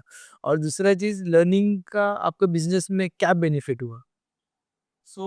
जैसे आपने बोला सर टाइम कैसे मिल गया? तो बट ऑब्वियस, जब मैंने टाइगर किया तो मैंने कुछ अच्छी-अच्छी, जैसे मैंने किताबें पढ़ना मैंने अपना शौक बनाया था, और फिर मैंने कुछ सीरीज़ सुनना बिज़नेस के ऊपर। मेरा ऐसा मानना है कि लोग हमेशा हर जगह पे इन्वेस्ट करते हैं। लाइक राइट, जैसे कि अभी आप समझो कि आप कार ले लेते हो 20 लाख, 22 लाख, 24 लाख, ठीक है ना? और हम जो एंटरप्रेन्योर गलती करते हैं ना, एजुकेशन, हम एजुकेशन नहीं करते। हुँ, हुँ। वो एजुकेशन करना बहुत ज़रूरी है। वो एजुकेशन से ही मेरा टाइम मैनेजमेंट स्टार्ट हुआ। और दूसरा क्या है ना कि लाइफ में जो पैसा है, हुँ, पैसा हुँ। पैसा ये है ना हमारा फर्स्ट नहीं होना चाहिए, वो बाय डिफ़ॉल्ट होना चाहिए। ओके। आपको काम वो करना है जिससे पैसे अपने आप आए। आपको पैसे के लिए काम नहीं करना। हुँ, हुँ, हुँ। हमें काम वो करना है जिससे पैसे अपने आप हमारे पास आए। तो मैंने ये चीज़ समझ लिया टाइगर में कि एजुकेशन बहुत इम्पोर्टेंट है। जो हमने स्कूल एकेडमी में पढ़ाई किया था, जो स्कूल में काम पढ़ाई किया था, वो सब कुछ तो वहाँ का वहीं रखा गया। अब जो प्रैक्टिकल लाइफ में हम लोग बिज़नेस कर रहे हैं, डेली हम लोगों से भिड़ रहे हैं, मार्केट में जा रहे हैं, मार्केट में हमको क्या बोलते हैं, लोगों के ऑब्जेक्शन हैंडल करने पड़ रहे हैं। वो ऑब्जेक्शन आप उन कैसे हैंडल करेंगे? आपको तो टूट जाओगे। आप 4 कस्टमर के पास जाते हो, 4 कस्टमर आपको ना बोल देता है, फिर आप तो आके घर में रोना स्टार्ट कर दोगे। बिज़नेस कैसे करोगे? 1 महीना बिज़नेस चला, 3 महीना बिज़नेस आपका नहीं चला, आपका क्लाइंट कैसे आप साथ में रखोगे? ऐसी बहुत सारी चीज़ें होती हैं जिसके लिए आपको अपनी मेंटालिटी को बहुत ही स्ट्रॉन्ग बनाना। उस मेंटालिटी को स्ट्रॉन्ग बनाने के लिए इसका जो फूड है, उसका फूड है एजुकेशन। इसलिए टाइम टू टाइम एजुकेशन होना बहुत ज़रूरी है, अपने आप को अपग्रेड करना बहुत ज़रूरी है। रही बात टाइम निकालने की, सर आप एजुकेशन के लिए जाइए, अपने आप आपको समझ में आ जाएगा कि टाइम कैसे निकलता है। आज मैं सुबह से लेके शाम तक में बहुत कुछ करता हूँ अपनी लाइफ, बिज़नेस भी कर रहा हूँ, स्पोर्ट्स में भी हूँ मैं, जिम भी करता हूँ, और अपने म्यूज़िक का मुझे शौक है, म्यूज़िक भी करता हूँ, बुक्स पढ़ता हूँ, सीडी भी सुन लेता हूँ। हर चीज़ का आप कोशिश तो कीजिए, आप चाहिए कि मुझे ये करना है, आप वो कर सकोगे। आपने सही कहा, मतलब चाहिए तो आप जो चाहे वो कर सकते हैं। कर सकते हैं। If you want we can do that. हुँ, हुँ। तो अभी इसी से रिलेटेड और एक क्वेश्चन है कि अभी आप ज़्यादा बिज़नेस है या न्यू बिज़नेसेस एक्वायर करना चाहते हो या रियल टाइम लर्निंग के लिए क्या करते हैं? आपने जैसे कहा कि लर्निंग के लिए टाइम देना होता है, फिर न्यू कस्टमर एक्विजिशन भी करना होता है। तो ये सब पैरेलली करने के लिए आप अपने अपने आपका अ एक वे कौन-सा होगा? बिजनेस को ग्रो करने का बिजनेस को ग्रो करने का हाँ, ये आपका कैसे बिजनेस एक लेवल से दूसरे लेवल पे जाए, आपके क्लाइंट्स कैसे बढ़े। Good question. जो सर इसमें नहीं एक मेरे लाइफ पर टर्निंग पॉइंट है। जैसे मैंने और रिटर्न आप मतलब एक रियल टाइम ट्रांसपोर्टर हो जो हर बार घाटों में ट्रैवल कर रहे हो। Yes yes yes. तो ये बात ऐसा है कि हम अपना बिजनेस बढ़ाते हैं, ठीक है ना। हम अपने क्लाइंट्स हमें चाहिए होते हैं, बहुत सारे क्लाइंट्स चाहिए होते हैं। अपने बिजनेस को ग्रो करना है आपको, तो क्लाइंट्स बहुत सारे होने चाहिए। किसी एक क्लाइंट पे डिपेंडेंसी आ जाएगी तो तकलीफ आएगी। वो भी मेरी स्टोरी है कि क्लाइंट के ऊपर जो एक क्लाइंट पे डिपेंडेंसी से कितना बड़ा मैंने लॉस बेयर किया, वो मैं आपको बताता हूँ। तो जब बात आती है कि हम अपने बिजनेस को कैसे ग्रो करते रहते हैं टाइम टू टाइम, तो जैसे मैं जब बिजनेस कर रहा था तो पहले मैं कोल्ड कॉलिंग करना, फिर रिलेशन से रिलेशन बनाते हुए अपना बिजनेस करते गया। फिर आज एक क्लाइंट है, वही वही क्लाइंट ने किसी और क्लाइंट को मुझे रेफर कर दिया, तो उनसे मेरा बिजनेस हो गया। तो 2019 में एक हमारे बहुत अच्छे दोस्त हैं, तो वो एक बीएनआई ऑर्गेनाइजेशन में थे। बियर ठीक है, तो बीएनआई का फुल फॉर्म क्या है? Business network international. तो बिजनेस नेटवर्क इंटरनेशनल, तो उन्होंने मुझे बोला कि आप बीएनआई की मीटिंग में आइए। तो मैं वहाँ पे एज अ विजिटर गया। तो वहाँ पे जो मैंने कॉन्सेप्ट देखा, सुबह 7:30 बजे, 7 बजे आदमी पागल है, बिजनेस करने जा रहा है सुबह 7 बजे। मुझे 7 बजे, 7:30 बजे आदमी उठता नहीं है, और यहाँ पे ये 40-50 लोग, 30 लोग, 35 लोग तालियां बजा रहे हैं, आवाज कर रहे हैं, उनके अंदर ये एनर्जी है। तो मैं देखा हूँ यार, ये तो अपने काम के लोग हैं, कि हमारी भी एनर्जी वैसी ही है, कि हमें भी ऐसे लोग चाहिए। फिर जो वो बीएनआई मुझे दिखा वहाँ से, तो मैंने वो बीएनआई को मैंने ज्वाइन किया। बीएनआई क्या है? वहाँ पे हम अलग-अलग बिज़नेस ओनर्स होते हैं, जो बिज़नेस ओनर्स को एक-दूसरे को रेफ़र करते हैं। ठीक है ना? कि हम अपने बिज़नेस को फॉर एग्ज़ाम्पल समझिए, आप किसी बिज़नेस में, मैं किसी बिज़नेस में हूँ, तो मेरे कुछ कॉन्टैक्ट्स पेयर होंगे, आपके कुछ कॉन्टैक्ट्स पेयर होंगे, हम एक-दूसरे को रिकमेंड करते हैं। ओके। उसको एक रेफ़र करते हैं हम लोग। तो बीएनआई एक बहुत बड़ा कॉन्सेप्ट है। मैंने बीएनआई जॉइन किया। बीएनआई जॉइन करने के बाद 2019 में मैंने जॉइन किया, और मैं आज तक बीएनआई में हूँ। मैं एज़ अ मेंबर जॉइन किया था, और आज मैं बीएनआई में प्रेसिडेंट भी रह चुका हूँ। मैंने छोटे-छोटे रोल भी किए हैं, कोऑर्डिनेटर्स के रोल भी किए हैं, प्रेसिडेंट का भी रोल किया है, और आज करेंटली मैं डायरेक्टर कंसल्टेंट हूँ अपने नवी मुंबई रीजन में। तो बीएनआई एक मेरा लाइफ का बहुत बड़ा जर्नी है, जहाँ से मैंने बहुत कुछ सीखा है। मैं सारे बीएनआई मेंबर्स को हमेशा यही बोलते रहता हूँ कि अगर बीएनआई की जो कोर वैल्यूज़ है, बिल्डिंग रिलेशनशिप, वो बिल्डिंग रिलेशनशिप अगर आप अपने अंदर बिल्ड करते हो, कोर वैल्यूज़ को, तो आप मतलब लाइफ में आपको कभी फेलियर का मुँह देखना ही नहीं पड़ेगा। इतने अच्छे रिलेशन, आपके जो लाइक माइंडेड लोग हैं, वो आपके आस-पास होते हैं। बीएनआई की वजह से आज मुझे ऐसा है कि मैं बिज़नेस ओनर था, तो मुझे भी तो बिज़नेस ओनर चाहिए ना। हुँ। पहले होता क्या था कि 7-8 बजे अगर फ्री हो गया, तो मैं किसके पास जाऊँ?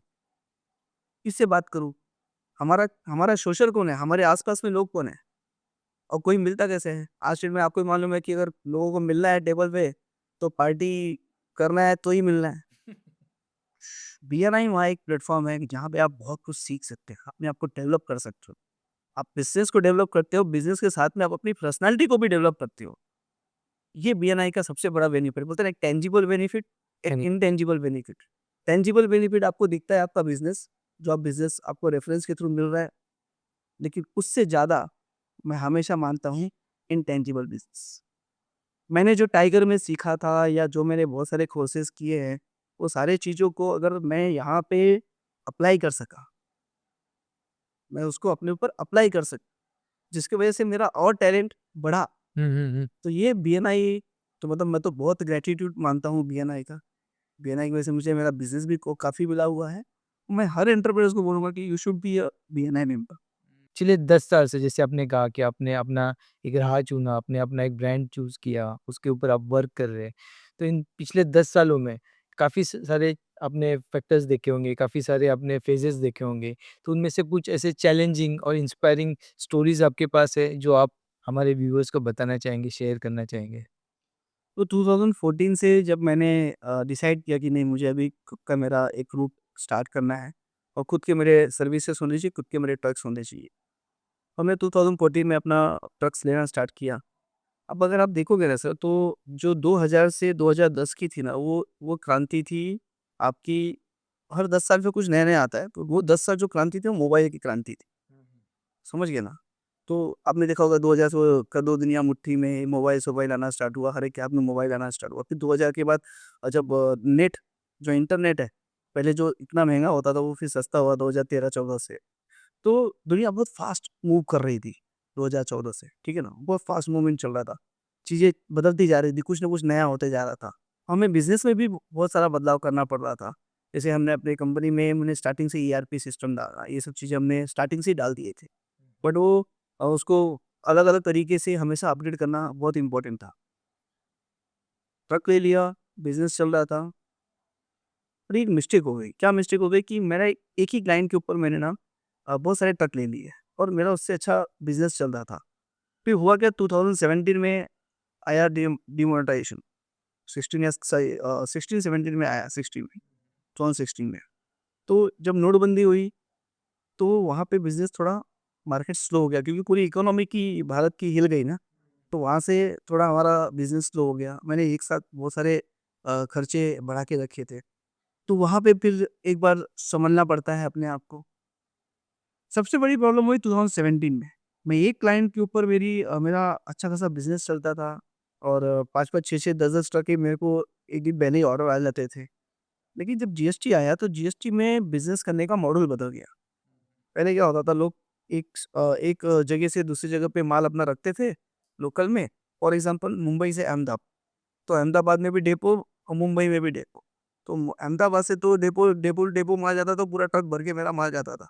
उसको बोलते हैं हम लोग फुल ट्रक लोड। हुँ, हुँ। लेकिन जब जीएसटी आया तो वहाँ पे बिज़नेस करने का स्टाइल ही चेंज हो गया, पैटर्न ही चेंज हो गया, बिलिंग सिस्टम चेंज हो गया। वहाँ से मेरे बिज़नेस पे बहुत बड़ा असर आया। तब मैंने फिर डिसाइड किया कि हमें कभी भी एक कस्टमर के ऊपर हमेशा डिपेंडेंट नहीं होना चाहिए। हमारे पास मल्टीपल कस्टमर्स होने चाहिए। तो इस तरीके से बहुत सारे अप्स एंड डाउन आए, फिर कोविड आया। तो मैंने 2014 से बिज़नेस स्टार्ट किया है। 2014 से लेके 24 के बीच में बहुत सारे अपने को मार पड़ी। लेकिन हमें क्या है एज़ अ एंटरप्रेन्योर हमें रुकना चाहिए, हमें खड़े रहना चाहिए। आपके लाइफ में प्रॉब्लम्स तो आनी ही आनी है बॉस, और जितना प्रॉब्लम आएगा, आज मेरा एज है 40, मैं बोलता हूँ 30 टू 40 ये मेरा लर्निंग पीरियड था। अब मैं जो सीखा हूँ उसके बेस से मैं बहुत कुछ कर सकता हूँ। मैंने फाइनेंस फाइनेंस की क्राइसिस क्या होती है वो मैंने देख ली, कि कैसे फाइनेंस की क्राइसिस होती है। आप क्लाइंट की क्राइसिस क्या होती है वो मैंने देख ली, ठीक है ना? कैसे कैसे कोई चीज़ आपकी सिस्टम को हैम्पर करती है वो मैंने देख ली। और उस टाइम पे ये जो 10 साल मेरा गया है, ये 10 साल ने मुझे बहुत कुछ सिखाया। तो मैं हमेशा अपने लाइफ में ये मानता हूँ कि 30 to 40 it was my learning phase. Learning phase. मैंने बहुत कुछ सीखा इन 10 सालों में। अब जो मैंने सीखा है उसको इम्प्लीमेंट करके अगले 10 साल में वो पूरा बिज़नेस को मैं और एक नई ऊँचाई पे लेके जाऊँगा। जो मैंने बोला है कि 2034 तक Adishakti Transline private limited ATP express 1000 crore की कंपनी होगी 2034 तक। तो वो हम उसमें करने वाले हैं ये 10 साल का सीख के। Wish you the best for that. पर ऐसी कोई चैलेंजिंग टास्क आया होगा इन 10 सालों में जो आप शेयर करना चाहते हैं? सो चैलेंजिंग टास्क तो बिज़नेस को रिलेटेड बहुत आया है, ठीक है ना? लेकिन मैं थोड़ा इसमें आपके क्वेश्चन को और इलैबोरेट करना चाहूँगा कि अ, हम इतना ब्रांड जो बोला मैंने कि ब्रांड बनते कैसे हैं, मैं आपको कुछ मेरे काम बताना चाहता हूँ। मैं आपको कुछ अपने काम के बारे में बताना चाहता हूँ कि एक काम हमें आया था हेलीकॉप्टर में से। आपने आज तक हेलीकॉप्टर को उड़ते हुए देखा होगा। हुँ। आपने हेलीकॉप्टर को ट्रक पे देखा है क्या? अब तक को ट्रकने नहीं। देखिए हमने उसको ट्रक पे लेके गए हैं और हमने उसको कैरी किया है। तो ये बात तो ऐसी है कि हमें एक ऑर्डर आया था जो पवन हंस में है अपना अंधेरी, जहाँ पे सारे चॉपर्स हेलीकॉप्टर्स की रिपेयरिंग होती है और वहीं से सब फ्लाई होते हैं हेलीकॉप्टर्स।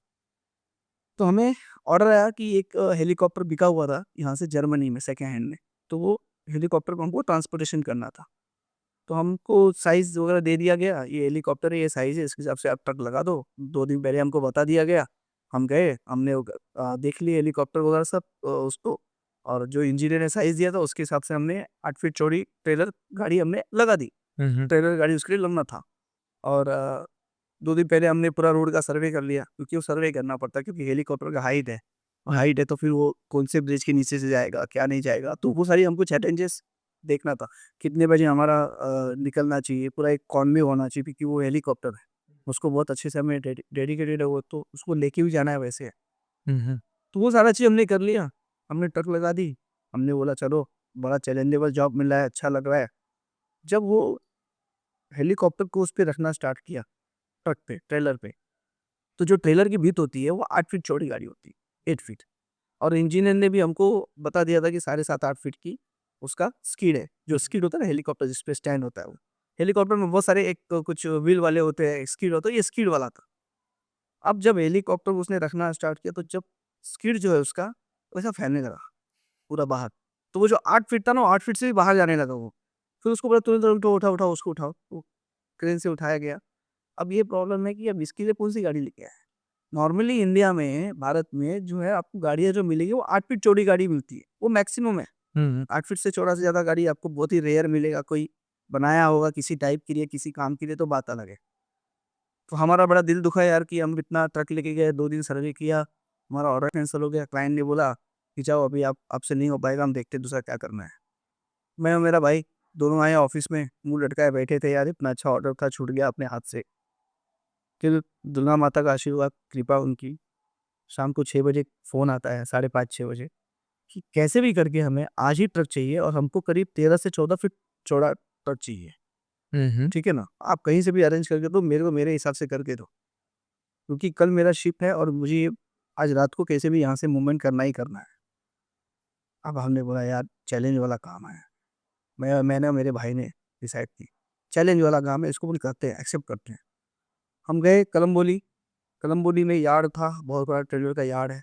हमने वहाँ पे बहुत सारे ट्रेलर कुछ कम से कम 100-150 गाड़ियाँ देखी हमने। देखने के बाद हमें एक गाड़ी वहाँ पे मिली, तो वो गाड़ी का पोज़ीशन ऐसा था कि जैसे ये रेलवे स्टेशन होते हैं ना, आप वाशी स्टेशन देख लो, सानपड़ा, तुरबा, हुँ, हुँ। कि इस साइड प्लेटफ़ॉर्म, इस साइड प्लेटफ़ॉर्म, बीच में खड्डा। वो 52 फुट लंबा गाड़ी और ऐसा खड्डे वाला गाड़ी, खाली साइड में प्लेटफ़ॉर्म है। तो हमें जो यहाँ पे हमारा स्किल काम आया, जो इतने साल हमने ट्रांसपोर्टेशन किया, हमारा स्किल काम आया। ये क्या इस गाड़ी पे ये बैठ पाएगा कि नहीं बैठ पाएगा? फिर भी हमने क्लाइंट से बात किया कि देखो हम गाड़ी तो भेज रहे हैं, लेकिन नहीं बैठेगा तो? तो बोलते नहीं बैठेगा तो हमको पता नहीं, हम उसका भाड़ा नहीं देंगे आपको। उसके उसके भाड़े हम नहीं देंगे। हमने ड्राइवर से बात किया, भाई मालिक से, तो बोलता है कि अगर नहीं बैठेगा तो भी आपको मैं तो पैसा लूँगा, मैं तो यहाँ से मुंबई जा रहा हूँ, मेरे को तो पैसा चाहिए। फिर वहाँ पे हमारी डीलिंग काम आई, टाइगर काम आया। हमने बोला यार भाई आपने कैलकुलेशन किया है ना? बड़े भाई ने बोला हाँ मैंने तो कैलकुलेशन किया, आएगा 100% आएगा, मुझे ऐसा लगता है। बोला आपको लगता है तो चलो भेजते हैं अपन। अपन लेंगे रिस्क, क्या होता है देखेंगे, ज़्यादा से ज़्यादा क्या होएगा देखेंगे। और मेरे को आपके कैलकुलेशन पे विश्वास है। हमने वो ट्रक भेज दी। रात को हम 11 साढ़े 11 बजे वहाँ पे वो 52 फुट लंबा ट्रक लेके पहुँचे। वो जैसे ही भवन हंस के गेट पे घुसे, वो फॉरेनर हाथ पकड़ सीन से हाथ रखा। Oh my God what is this? Which type of truck is this? वो टेंशन में आ गया, वो देख के बोला इसमें मेरा हेलीकॉप्टर जाएगा? ये खड्डे में मेरा हेलीकॉप्टर डालोगे आप? तो हमने उसको बोला सर आप टेंशन मत लीजिए, होगा सर आपका काम अच्छे से हो जाएगा। हमारे साथ में जो ट्रांसलेट करता था उसने उसको समझाया, हमको तो इतनी अंग्रेज़ी बोलने आती नहीं थी। खाली उसकी अंग्रेज़ी समझ रहे थे लेकिन बोल नहीं पाते थे, तो वो उसने समझाया उसको। तो उसको हमने समझाया, रात को 12 साढ़े 12 1 बजे उसकी लोडिंग स्टार्ट की है। वो स्किड फैलते, फैलते, फैलते, फैलते, फैलते वो लास्ट में जाके वहाँ पे रुक गया। एक एक सर्टेन लेवल पे रुक गया और हमारा वो लोडिंग सक्सेसफुल। वो दिन है और आज का दिन है, वहाँ से कोई भी हेलीकॉप्टर तक में मैंने कम से कम 6 हेलीकॉप्टर का ट्रांसपोर्टेशन वहाँ से कर चुका हूँ। मैं वहाँ पे एकदम सर्टिफ़ाइड हो गया कि they are good in work.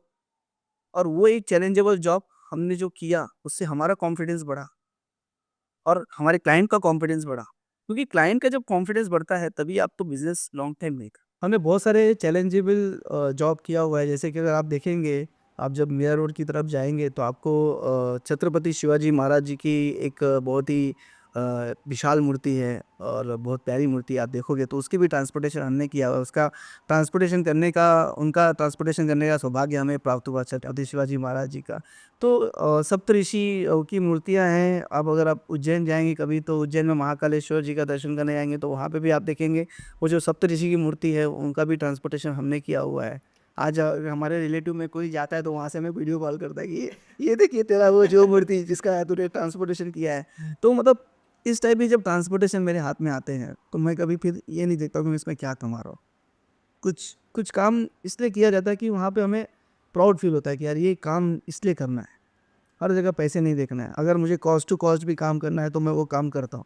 लेकिन उस टाइम में मैं पैसा नहीं देखता। तो दुर्गेश सर, जैसे आपने कहा आपका फैमिली बिजनेस है, इसमें आपके ब्रदर इन्वॉल्व है, आपके फादर इन्वॉल्व है, तो जहाँ पे ज़्यादा लोग होते हैं वहाँ पे कॉन्फ्लिक्ट्स होने का चांसेस है, कहे तो ऑफिस में भी हो सकते हैं, अपने कलीग्स में हो सकते हैं, तो ये कॉन्फ्लिक्ट मैनेजमेंट का आपका कैसे नज़रिया है रिजॉल्व करने का?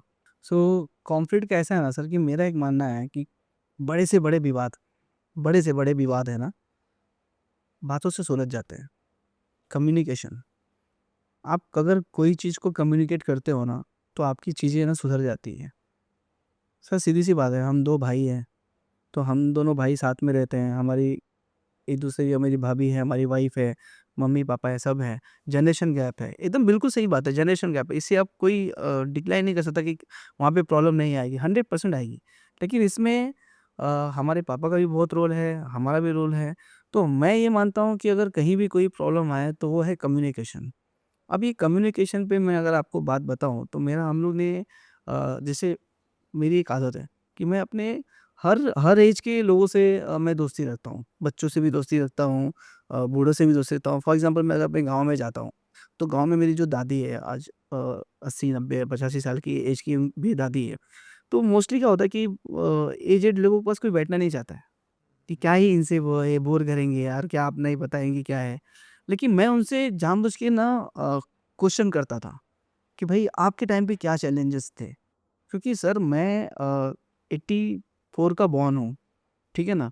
लेकिन मेरी दादी तो मेरे से 20 साल 30 साल उसकी पहले की बॉर्न होंगी। वो 1947-48 की हैं, आज़ादी के टाइम पे। तो उस टाइम पे क्या माहौल था? उस टाइम पे लोगों का नज़रिया क्या था? आपको कैसे लोगों का माइंडसेट पता चलेगा? उस टाइम के लोगों के चैलेंजेस क्या थे? कैसे हम लोग आगे वो लोग कैसे चैलेंज को मेंटेन करते थे? और दूसरी बात क्या होता है कि वो जब कम्युनिकेशन करते हैं, तो एक जुड़ाव होता है। जब भी आप किसी से कम्युनिकेट करते हो ना, अगर हम आप पिछले आधे घंटे से बैठ के बात कर रहे हैं, और मैंने कुछ बात की, आपने कुछ बात की, तो हमारे में एक जुड़ाव आ गया, एक बॉन्डिंग हो गया। हुँ, तो हुँ। कम्युनिकेशन सबसे पावरफुल टूल है किसी भी कॉन्फ्लिक्ट को ख़त्म करने का। तो मैंने आपको मेरी एक दादी जी का एग्ज़ाम्पल बताया कि हम दादी के साथ में इस तरह से करते थे। अभी मैं आपको बताऊँ, जनरेशन गैप की बात बता रहा हूँ। जब 2014 में मुझे नया ब्रांच चालू करना था, या मुझे नए ट्रक लेने थे, तो ऐसा तो है नहीं कि बस मेरा मन हुआ मैं ले लूँगा। जॉइंट फैमिली है, रोक-टोक तो आएगी। तू ट्रक ले रहा है? अभी तक तेरे पास छोटे-छोटे टेम्पो थे, अब तू सीधा बड़ा ट्रक लेने की बात कर रहा है तू? इतना बड़ा इन्वेस्टमेंट, ऑफ़िस खोल रहा है तू, तेरा काम कैसे चलेगा? वहाँ के आदमी तेरा साथ देंगे कि नहीं देंगे? तुम कैसे उसको कर पाओगे? तुम मुंबई में बैठोगे, तुम्हारा अहमदाबाद में तुम्हारी ऑफ़िस कैसे चलेगी? बड़ौदा में तुम्हारी ऑफ़िस कैसे चलेगी? तू कर कैसे सकता है ये सब चीज़ें? कैसे करेगा? तो फिर वहाँ पे आता है मेरा रोल, मेरा कम्युनिकेशन का रोल। मेरे पापा का काम था ये क्वेश्चन पूछना, और वो ज़रूरी है, हर पिताजी ने ये क्वेश्चन पूछना चाहिए। फिर हमारा और पापा का डिस्कशन स्टार्ट होता था। मैं इसमें अपने पापा का भी बहुत बोलूँगा कि पापा हो तो ऐसे हो, क्योंकि हमारे पापा जब रात को मैं 9-10 बजे हम डिस्कशन स्टार्ट करते थे कि ट्रक लेना है। आप बिलीव नहीं करोगे प्रशांत जी, एक ट्रक लेने के पीछे हम सुबह के 4 बज गए हमारे को डिस्कशन करते। क्योंकि मुझे उन्होंने मेरे को ये बोला कि तुझे एक ट्रक लेना है, तो तू मुझे क्या-क्या चीज़ें करेगा कि वो तेरा ट्रक चल पाएगा? ऐसा तू क्या करेगा कि वो तेरी ट्रक चलनी भी चाहिए ना, ट्रक लेना बड़ी बात नहीं है, चलाना बड़ी बात है। ट्रक को चलाना बड़ी बात है, ठीक है ना? तो वो ट्रक आप ले लोगे, तो ट्रक को चलाओगे कैसे? तो मैं जब उनसे कम्युनिकेशन करता था, तो हमारी बहुत सारी बात-विवाद होती थी। वो किसी पॉइंट पे डिसएग्री होते थे, फिर मेरा काम होता था कि मैं उनको एग्री करवाऊँ। अब यहाँ पे क्या होता है, अमूमन क्या होता है, लोग है ना एक लंबे डिस्कशन के बाद है ना झगड़ा कर लेते हैं। हुँ, हुँ। फिर पिताजी अपने कमरे में चले गए, बेटा अपने कमरे में चला गया, उसका कोई रिजल्ट नहीं निकला। सबसे बड़ी बात मेरे पिताजी की, बेटा तू बैठ, कितना बैठेगा तू मेरे साथ, कितना बैठेगा, 4 बजे तक, 6 बजे तक। मेरे पापा मेरे से हेल्दी डिस्कशन करते थे। वो जब मुझसे बात करते थे, तो फिर मैं भी उनको कन्विंस करने का मैं ताकत रखता था।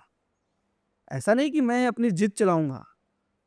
आज एक आदमी जीतेगा, या तो आप जीतोगे या तो मैं जीतूंगा। तो मैं वो कन्विंस कर लेता था उनको 4 बजे तक, 5 बजे तक बैठ के।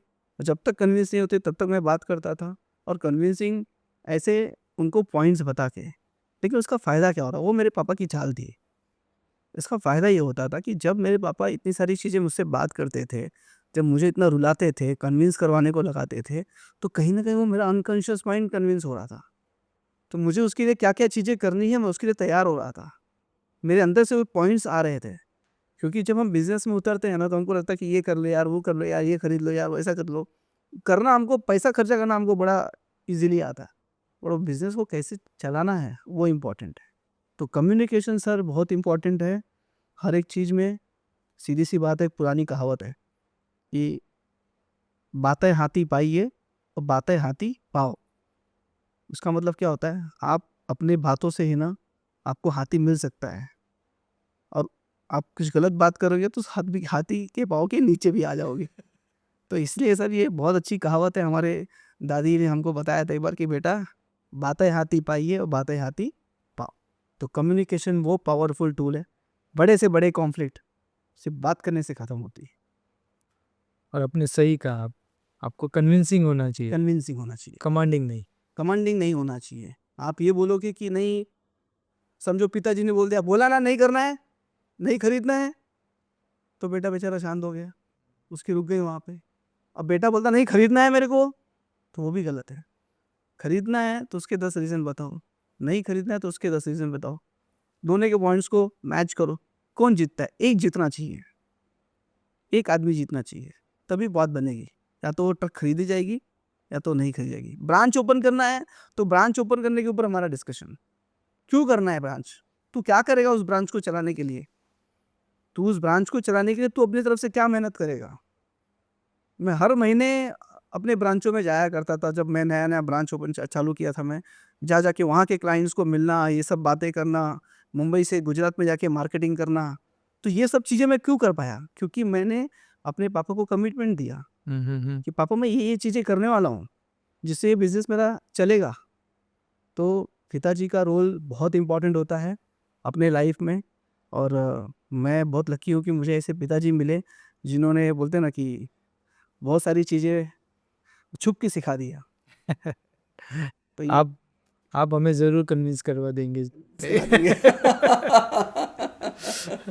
थैंक यू सर, दिल खोल के आपने सारी बातें की, सारी आपकी जर्नी बताई। ओवरऑल आपका जो जर्नी में आपने लर्निंग पॉइंट को काफ़ी इम्पोर्टेंस दिया है, फैमिली जॉइंट फैमिली को काफ़ी इम्पोर्टेंस दिया है, और कैसे आप अपना विज़न आपके सामने रख रहे, और आपके सारे स्टेक होल्डर्स को भी आपने कंसीडर किया है, कि उनका भी ग्रोथ हो। Wish you all the best for the same.